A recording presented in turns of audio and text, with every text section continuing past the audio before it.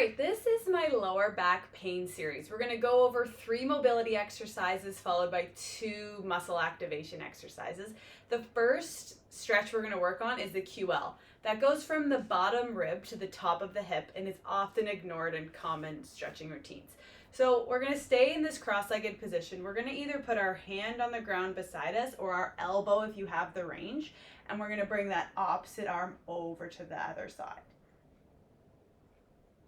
So you can either hold this for 20 seconds, or we can make this dynamic, hold for 3 to 5 seconds, and then switch sides.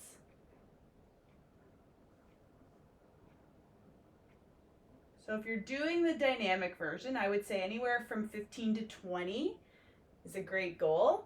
If you're gonna hold the static version, 30 seconds, each side 3 times through.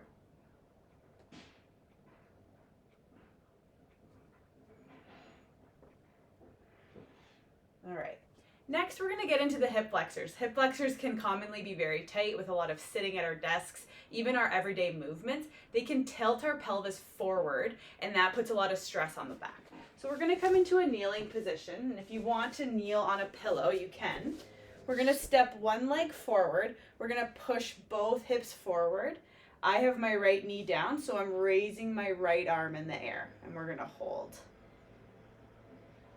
You should be feeling a stretch in the front of that hip. Again, we're gonna hold this 30 seconds, 3 times on each side, or we're gonna make this dynamic. You can hold 3 to 5 seconds, and then we're gonna straighten that front leg, get into the hamstring for 3 to 5 seconds. Into that lunge, and then into that hamstring. If you're doing the static version, you can simply just hold this stretch for 3 to 5 or 30 seconds. Toes are pointed to the sky, nice straight leg. The dynamic version you can do anywhere from 15 to 20 on both sides. All right, we're gonna get into our 2 activation exercises. So we're gonna start with the dead bug. We're gonna be laying on our backs, knees up. We're gonna have about a fist width between the legs. I don't wanna see this. Nice and strong legs. Arms in the sky. We're gonna engage our core. So we're gonna pull our belly button down, hold in our P, and we're gonna lower opposite arm, opposite leg, just to hover, and then come back up. I like this exercise for the lower back because the ground supports the back. Remember to breathe. Engage that core. 3 sets of 20 is a great goal for this. Really working to build up that core endurance. Good. Last exercise is going to be a clamshell. Glutes play a big role in low back health. We're going to have the knees bent, one hand on the hips. We're going to squeeze the top glute, raise the knee, lower down.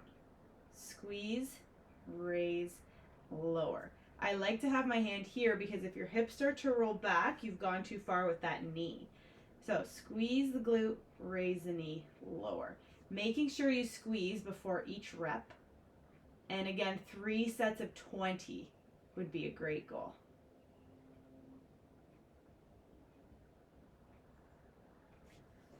All right, there you have it. That is our lower back pain series. So we went over flexibility as well as core and glute activation and strength.